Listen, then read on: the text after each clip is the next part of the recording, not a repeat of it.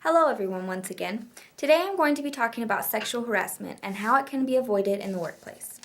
To start off, sexual harassment can be defined by Webster's as uninvited and unwelcome verbal or physical behavior of a sexual nature.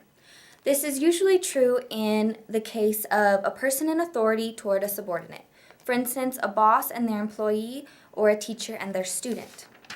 I myself am a substitute teacher, and I find that it can be very intimidating to have to tell the principal of a problem that I have or something that bothers me.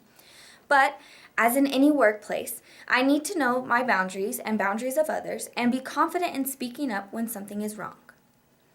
In the school district that I work for, we are taught basic do's and don'ts in regards to sexual harassment. For instance, no means no. To know boundaries that I set for myself and to know boundaries of others, and to tell my higher up if something bothers me. For example, I have a friend who is also a substitute teacher.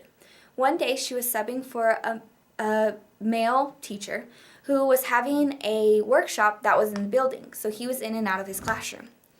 He asked her to go to lunch with him, and she politely declined, but he got angry and offended. I guess he felt that she was being snobby or didn't like him or something. So she went to the secretary and asked to never be put into his classroom again, and since then the problem has gone away.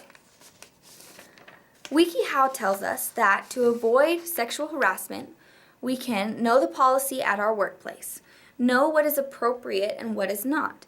Can teachers date teachers, or can employees date other employees? Can the boss date an employee? Things like that. They also say to act confident. The weak are usually targeted for things like this, so act confident in everything you do. The video that I was shown in my orientation for substitute teaching, which is called Sexual Harassment, a Common Sense Approach, says to wear appropriate clothing.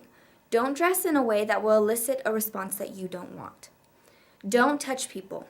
Shaking hands is one thing, but you shouldn't put your arms around someone because it was probably unwanted.